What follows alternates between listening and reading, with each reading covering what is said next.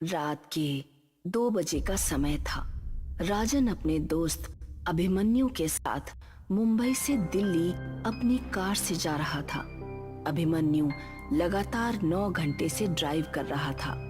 लगातार ड्राइव करने की वजह से उसे बहुत थकान महसूस हो रही थी। अभिमन्यु, मुझे लगता है कि हमें राजस्थान से शॉर्टकट होकर दिल्ली जाना चाहिए। 2 घंटे पहले ही पहुंच जाएंगे। और वैसे लगातार कार ड्राइव करते करते मेरी हालत खराब हो गई है और ऊपर से पेट्रोल भी बहुत कम हो रहा है। हाँ यार, यहीं कहीं आसपास पेट्रोल पंप भी नहीं दिखाई दे रहा, इसलिए कहता हूँ राजस्थान होते हुए शॉर्टकट ले ले। वहां पर जरूर कोई ना कोई पेट्रोल पंप हमें दिख जाएगा।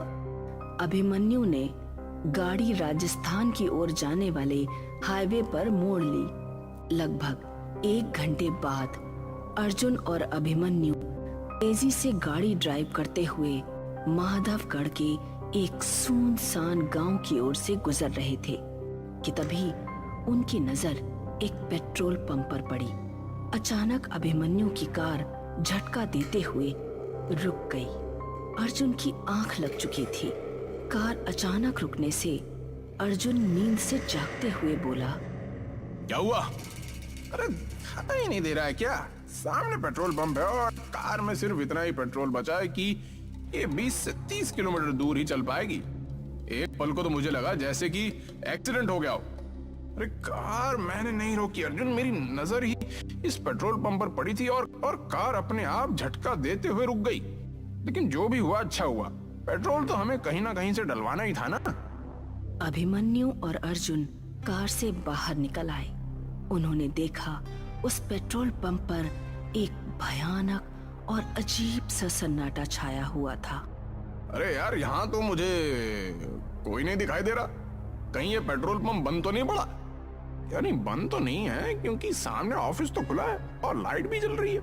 और वो देख, इस पेट्रोल पंप के अंदर तो एक छोटा सा रेस्टोरेंट भी है, उसके अंदर की भी लाइट जल रही है। मगर मुझे लगता है कि उस रेस्टोरेंट के अंदर भी कोई मौजूद नहीं। अरे तो इसमें टेंशन वाली क्या बात है? अपने हाथों से पेट्रोल डाल लेंगे। इतनी रात में कौन देखेगा हमें? क्या पेट्रोल पंप के कर्मचारी ने हमें देख लिया तो वो हमें चोर समझेंगे? पेट्रोल पंप के आसपास इंसान तो क्या, एक चूहे का बच्चा भी नजर नहीं आ रहा। तभी उन दोनों के कानों में पीछे से किसी व्यक्ति की भारी आवाज टकराई। कौन हो तुम? उस आवाज को सुनकर वो दोनों चौंक कर पीछे की ओर देखने लगे। उन दोनों के सामने अजीब से चेहरे वाला एक व्यक्ति खड़ा हुआ था। यार, इसकी शक्ल तो बड़ी भयानक लग रही है। ऐसा लग रहा है जैसे कि शमशान घाट की चिता से अभी अभी उठकर आया हो। हाँ यार, बोल तो बिल्कुल सही रहा है। मैं खुद पहली नजर में इसकी शक्ल देखकर डर गया था। लेकिन हमें क्या, हमें सिर्फ पेट्रोल डलवाना है और यहाँ से निकलना है।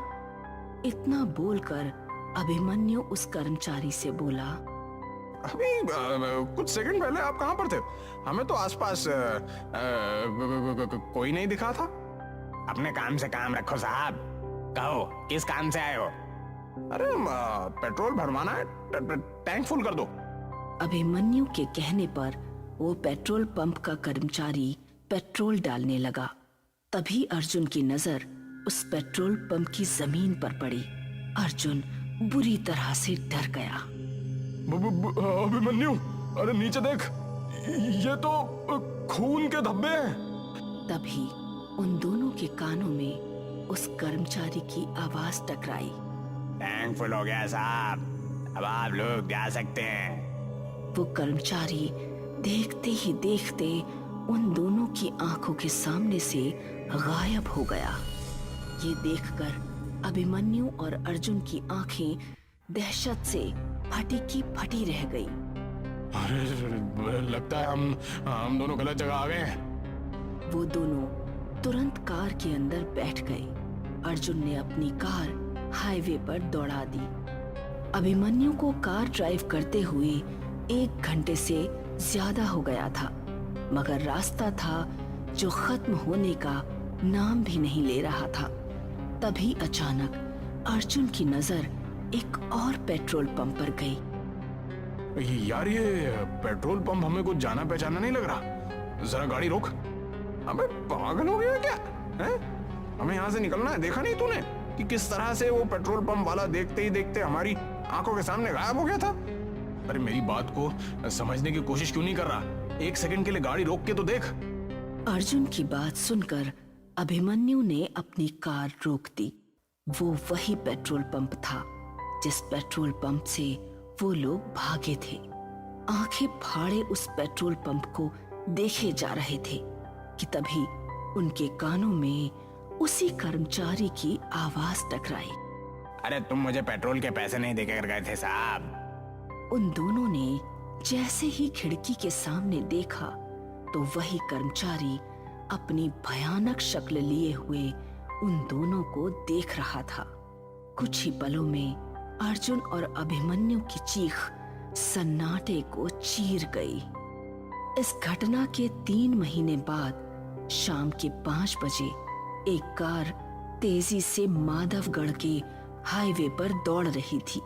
कार के अंदर 3 लोग सवार थे, करण, नंदिनी और विजय।